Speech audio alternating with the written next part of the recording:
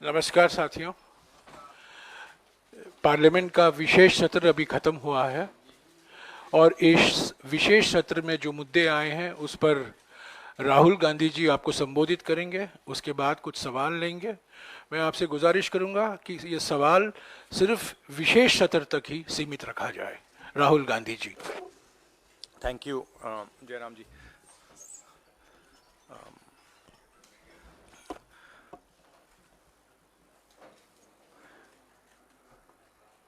कुछ दिन पहले पार्लियामेंट का स्पेशल सेशन अनाउंस हुआ और काफ़ी फैनफेयर से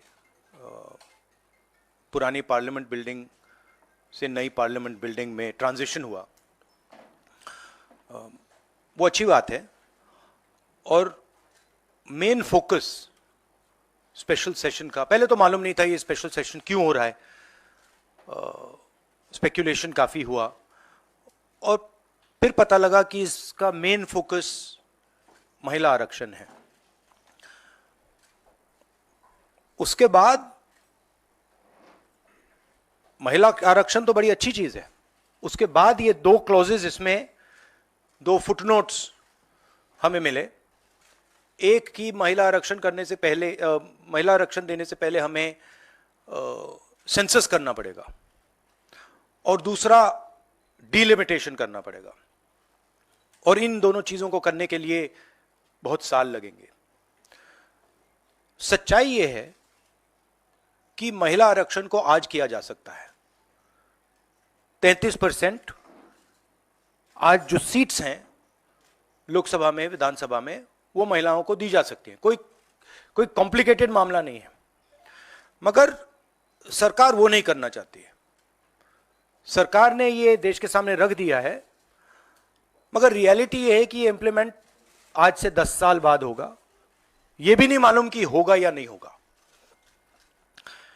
तो एक प्रकार से ये डिस्ट्रैक्शन टैक्टिक है, डाइवर्जन टैक्टिक है। डाइवर्जन किस चीज से हो रहा है? डाइवर्जन ओबीसी सेंसस से हो रहा है।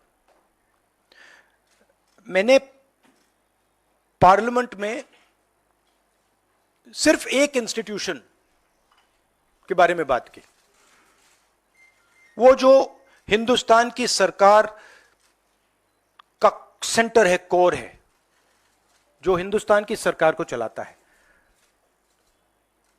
Cabinet secretary and secretaries. और उसमें मैंने एक छोटा सा सवाल पूछा। प्रधानमंत्री कहते हैं कि वो ओबीसी के लिए बहुत काम कर रहे हैं। अगर प्रधानमंत्री इतना काम कर रहे हैं तो 90 लोगों में से सिर्फ 3 लोग ओबीसी कम्युनिटी से क्यों हैं? पहला सवाल। दूसरा सवाल, मैंने यही एनालिसिस बजट को देख के की कि भैया पूरा हिंदुस्तान का बजट क्या है और ये जो ओबीसी ऑफिसर्स हैं ये इस बजट में से कितना कंट्रोल कर रहे हैं और क्या कंट्रोल कर रहे हैं। आदिवासी क्या कंट्रोल कर रहे हैं, दलित क्या कंट्रोल कर रहे हैं। ओबीसी हिंदुस्तान के 5% बजट को कंट्रोल कर रहा है, ओबीसी ऑफिसर्स। तो मुझे बात समझ नहीं आ रही है। प्रधानमंत्री हर रोज ओबीसी की बात करते हैं, ओबीसी प्राइड की बात करते हैं, मगर ओबीसी के लिए किया क्या? अब जब मैंने ये बात बोली, उनका रिस्पॉन्स बड़ा इंटरेस्टिंग है। वो कहते हैं कि लोकसभा में हमारा रिप्रेजेंटेशन है। लोकसभा में रिप्रेजेंटेशन का क्या लेना देना है? मैं कह रहा हूं कि बजट डिसीजन जो लेते हैं, जो बजट को ऑफिसर्स हैं, जो बजट को कंट्रोल करते हैं, 5% ओबीसी निर्णय ले रहे हैं। और मैंने सिर्फ यह सवाल पूछा, क्या हिंदुस्तान में ओबीसी की आबादी 5% है? यह मैं जानना चाहता हूं। अगर 5% है तो फिर वो ठीक है, उसको मैं एक्सेप्ट करने के लिए तैयार हूं। मगर अगर वो 5% से ज्यादा है तो मुझे यह पता लगाना है, और एक बार मैं मन बना लेता हूं, मैं छोड़ता नहीं हूं, मुझे यह पता लगाना है ये ओबीसी हिंदुस्तान में कितने हैं और जितने हैं उतनी भागीदारी इनको मिलनी चाहिए। अब आप किसी लोकसभा में किसी भी एमपी से पूछ लीजिए, लोकसभा को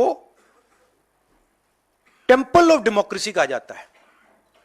आप किसी भी बीजेपी के एमपी से पूछ लीजिए कि वो कोई डिसीजन लेता है, कोई कानून बनाता है, कोई कानून बनाने में भाग लेता है, किसी से भी पूछ लीजिए, बिल्कुल नहीं। ना कांग्रेस का एमपी इस लोकसभा में, ना बीजेपी का एमपी, ना कोई और इंडिया का एमपी कोई डिसीजन लेता है। मतलब एमपीज को जैसे मंदिर में मूर्ति होती है वैसे मूर्तियां बना रखी हैं और ओबीसी की वहां पे मूर्तियां भर रखी हैं, मगर पावर बिल्कुल नहीं है, देश को चलाने में कोई भागीदारी नहीं है। यह सवाल मैंने उठाया है कि क्या, और हर ओबीसी युवा को यह समझना है कि क्या आपको इस देश को चलाने में भागीदारी मिलनी चाहिए, हां या ना? अगर मिलनी चाहिए तो क्या आपकी आबादी 5% है, हां या ना? यह सवाल है। और डिस्ट्रैक्शन इस बात से हो रहा है, बीजेपी को ये जो 2 पॉइंट्स हैं, महिला आरक्षण वाले, डिलिमिटेशन और सेंसस,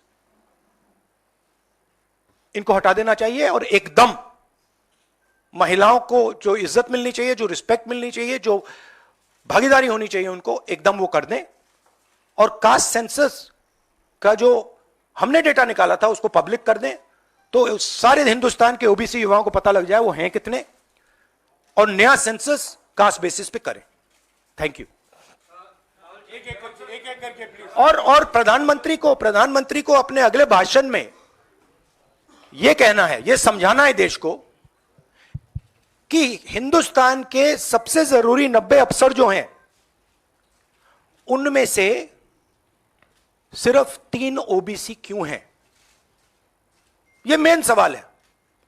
और मैंने दलितों और आदिवासियों की बात ही नहीं की अभी। अंग्रेजी में कह देता हूं। The BJP came up with the idea of a special session. We appreciated that idea. With a lot of fanfare and pomp, we moved from the old building to the new building. The Prime Minister, in a very dramatic gesture, carried the Constitution of India from the old building to the new building. And he said that he is passing a very important law. And we agree with him. Women's reservation is a central step in the empowerment of the women of India, and it is a critical step. But when we read the fine print, we found something very interesting. 2 little subtexts were there. Number 1, this will be done after delimitation. Number 2, this will be done after census. What it means is this bill will be implemented a decade from now. It is not going to be implemented today, and every woman in India should understand this. It is not going to be implemented today, it's going to be implemented, if it is implemented, 10 years from now. So this is a diversionary tactic. It's a way of making everyone's attention move away. The question is, what are they moving away from? And the answer is the caste census. And I'd like to explain why. In my research for my speech, I looked at how many officers in the government of India, the senior most officers are secretaries, how many secretaries in the government of India come from the OBC community, how many come from the Dalit community, how many come from the tribal community. And I was shocked to find that 5% of the secretaries of the government of India, 3 officers in the government of India secretary level are OBC first. And then I asked another question, what budget do they control? And they control 5% of the budget. OBCs, Dalits, tribals, all put together control 6% of the budget. Tribals control 0.1 something of the budget. So this is a shocking finding. And I said this in Parliament. My point being that are the OBCs 5% of India? Is that the amount of participation we want of the OBC community? So the central question is, how many OBCs are there in India?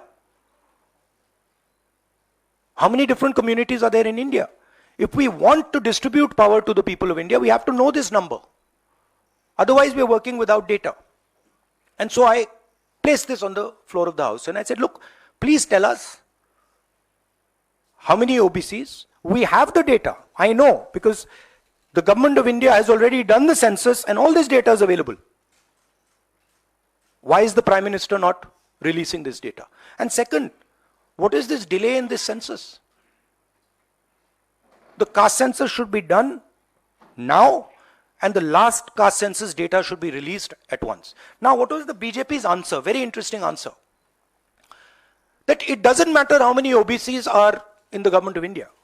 What matters is that we have MPs and MLAs who are OBC. No, that's not the point. Because you can ask any MP or any MLA how much they participate in lawmaking, how much they participate in how the money in India is spent, they will tell you there's no participation. So it is almost as if they keep placing these OBC MPs into the Vidhan Sabha from one side and taking away the real power of the OBCs from the other side. And as the Prime Minister keeps saying, he's an OBC leader, I want him to explain why only 3 OBCs are there in the government of India. And why the OBC community, which is the backbone of this country, is responsible for only 5% of the budget. They've not been able to answer this question. In fact, when I said it, I saw in their face the panic. Because this is the truth. This is what they're trying to distract India from. The fact that the large mass of Indian people do not have any power.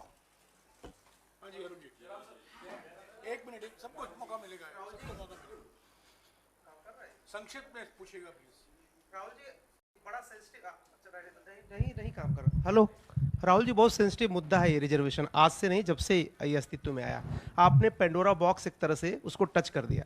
आप कल ये बात कह चुके अपनी speech में कि भाई ये दो, सरकार तो नहीं दे रही, सरकार ने तो पास करा दिया बिल। अब सवाल उठता है आपका, क्या आप आगे चल के सरकार में भी, जैसे सेक्रेटरीज हैं, सरकार में भी और महिला आरक्षण में भी ओबीसीज के लिए अलग से व्यवस्था करने वाले? देखिए, सिंपल बात, स्टेप बाय स्टेप करना है। आपको चोट लगती है तो एक्सरे होती है, पता लगाना पड़ता है कि स्ट्रक्चर में कमजोरी कहां है, हड्डी कहां टूटी। मैं सिर्फ एक बात कह रहा हूं, पहला कदम एक्सरे है कि हमें पहले कास्ट सेंसस के माध्यम से हिंदुस्तान का एक्सरे करना है कि भैया हैं कितने लोग, ओबीसी कितने हैं, अलग अलग कम्युनिटीज कितनी हैं, ट्राइबल्स कितने, ये पहले टेबल पे तो रखो। डिसीजन लेने से पहले अगर हम अपने सामने डेटा ही नहीं रखेंगे तो डिसीजन कैसे लेंगे? वो तो आपने बात की बात की, मगर पहले हमारे सामने डेटा रखो। डेटा रखोगे, मैं आपका जवाब दे दूंगा। आज तो डेटा ही नहीं है। दूसरी बात, मैंने अपने भाषण में कहा कि आजादी की जो मूवमेंट थी वो एक शुरुआत थी। Distribution of power, transfer of power to the people of India, Hindustan के लोगों को पावर ट्रांसफर करने का पहला बड़ा कदम था। उसके बाद हमने और कदम लिए हैं। कास्ट सेंसस से जो डेटा निकलेगा वो हिंदुस्तान की जनता को और पावर ट्रांसफर करने का तरीका है। मैं कह रहा हूं कि हिंदुस्तान के जो ओबीसीज हैं, दलित्स हैं, ट्राइबल्स हैं, बाकी लोग हैं, महिलाएं हैं, उनको हमने ट्रांसफर ऑफ पावर करना है। उनके लिए हमें पावर ट्रांसफर करना है, उनके हाथों में पावर डालनी है। फाउंडेशन वो है, और कास्ट सेंसस की जरूरत है, क्योंकि उसको समझे बिना हम ये कर ही नहीं सकते।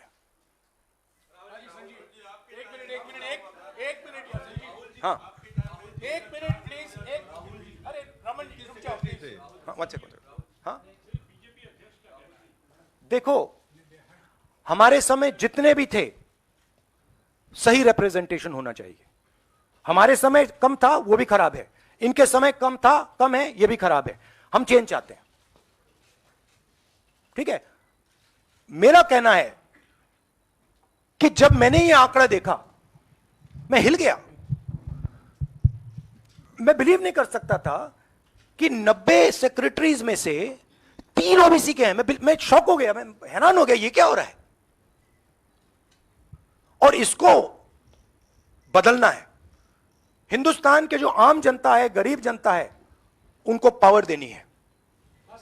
Rahul ji, you just said that you want that the power should be transferred to women and OBCs and other backwards. You know, this is a form of transferring power. The Prime Minister has said that this bill will lead to an era of women-led development. Do you feel that in the present form, this bill will be able to achieve this goal? Considering that it is Yeah, not being implemented now. The problem is the implementation. So what they have said is, we are placing a bill on the floor of the House, but we will implement it 10 years from now.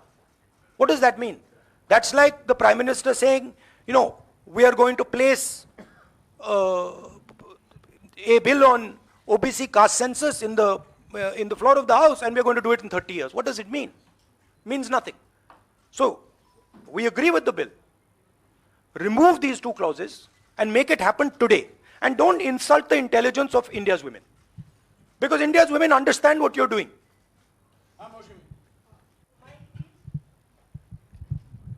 Rahul, क्योंकि special session की बात हो रही है, बहुत shocking एक video जो viral हो रहा है, उसमें रमेश बिदूरी साहब फ्लोर ऑफ द हाउस में एक स्पीच दे रहे हैं, जिसमें वो दानिश अली साहब को ऑन रिकॉर्ड, मतलब माइक पे आतंकवादी कहते हैं, मुल्ला कहते हैं, और कई शब्दों का इस्तेमाल करते हैं जिनका हम प्रयोग नहीं कर सकते। तो इस तरह का व्यवहार जब संसद के भीतर हो रहा है, किस तरह से आप इसको देखते हैं? देखिए, वो और पार्लियामेंट का इशू है, उसमें मैं ये स्पीकर की जिम्मेदारी है, और ये पार्लियामेंट्री प्रोसेस चलता है, इस पे मैं यहाँ पे कमेंट नहीं कर सकता हूँ। बट मैं कंप्लीट नहीं हुआ, कंप्लीट नहीं हुआ। राहुल जी, आप बहुत महत्वपूर्ण सवाल उठा रहे हैं। एक तो देरी का, दूसरा ओबीसी के कोटे की मांग कर रहे हैं। सवाल यह है कि 2010 में जब यूपीए के समय में बिल आया था, तब अगर यही कोटा जो आज कांग्रेस मांग कर रही है अगर दे दिया होता तो ये कानून शायद 10 साल पहले बन जाता। तो ये जो आपसे सवाल पूछा जा रहा है कि आज आप कोटे की बात कर रहे हैं ओबीसी की, क्योंकि आप विपक्ष में हैं। जब सत्ता पक्ष में आप बिल लेकर आए थे उस समय ओबीसी कोटा क्यों नहीं था, और क्या इसका आपको रिग्रेट है, अफसोस है कि उस समय ओबीसी कोटा नहीं दिया कांग्रेस ने? 100% रिग्रेट है, 100% रिग्रेट है। वो उस टाइम कर देना था, और इसको हम करके ही छोड़ेंगे। राहुल जी, एक minute Mr. Gandhi, what has changed since 2010 to now that you have shifted your stance on OBC subquota? We have not shifted our stance. You're maybe not well informed. We are the party that did the caste census. We carried out an entire census getting caste data. We didn't release it at the time. There was a discussion, internal discussion. We should have released it at the time, and it should be released now. There is no change in our view on this. Yes, sir.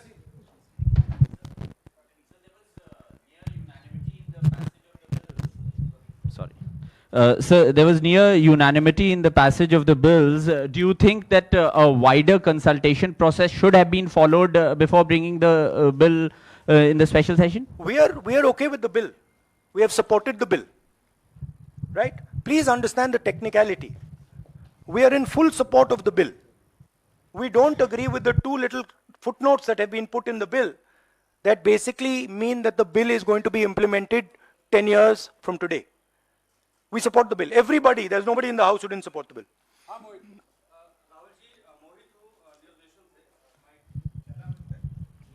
Rahul ji, मेरा सवाल ये है कि जब भी आप कोई issue उठाते हैं तो आप लोग खासतौर पे राहुल जी, आपके ऊपर, आपके परिवार के ऊपर और आपकी पुरानी सरकार के ऊपर पर्सनल अटैक किए जाते हैं, आप लोगों के ऊपर अटैक किया जाता है। आपने ओबीसी का मुद्दा उठाया, आप लोगों के ऊपर अटैक किया गया।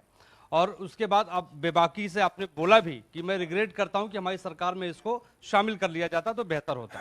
आखिर सरकार की क्या मंशा है? 6 महीने के बाद लोकसभा चुनाव है, 5 राज्यों में विधानसभा चुनाव है, सरकार की क्या मंशा है कि ऐसे वक्त में बिल लाया गया, पास करा लिया गया, डिलिमिटेशन और परसिमन की कोई बात नहीं हुई?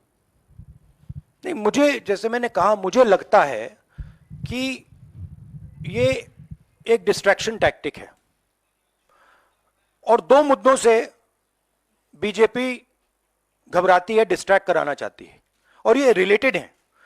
एक है अदानी जी, जो देश का पूरा धन अपने हाथों में कंसंट्रेट कर रहे हैं, और दूसरा कास्ट सेंसस। तो ये रिलेटेड चीजें हैं और इन दोनों बटन को जब मैं दबाता हूं, जैसे यूं दबाता हूं, बीजेपी एकदम जंप करती है। तो क्यों करती है? क्योंकि वो जो ओबीसी कम्युनिटी है, सचमुच में उनको पावर नहीं देना चाहती है और वो पावर अदानी जी के हाथ में कंसंट्रेट करना चाहती है। राहुल जी, आपसे सवाल ये है, क्योंकि जब आपने लोकसभा में भाषण दिया, आपने 90 में से 3 सेक्रेटरी और ओबीसी के, जो ओबीसी कम्युनिटी है उसके हालात के बारे में बात करी। अगर 2024 में इंडिया ब्लॉक जो आपका बना है वो पावर में आता है, तो क्या इन चीज़ों को आप जल्द से जल्द इम्प्लीमेंट करेंगे?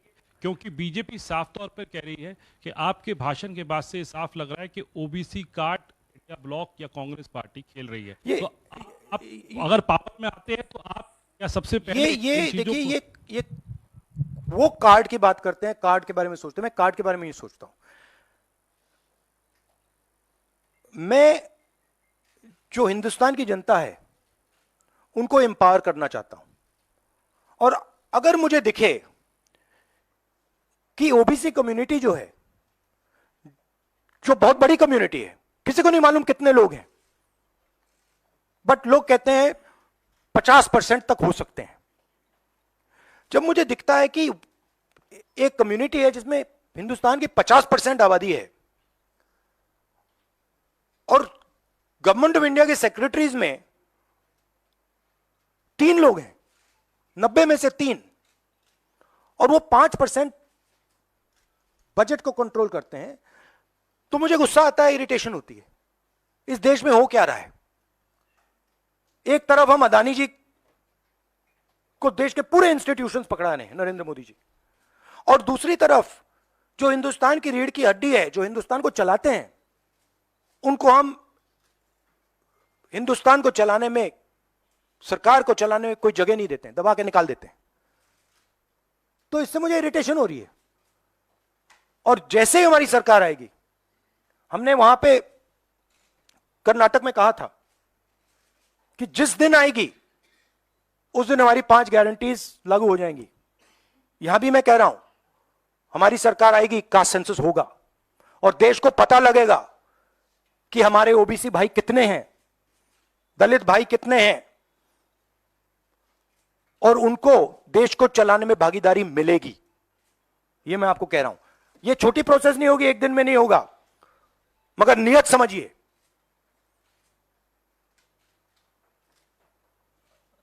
आप, नरेंद्र मोदी जी कहते हैं, अमित शाह जी ने कहा कि हमने ओबीसी को विधानसभा में, लोकसभा में डाला है।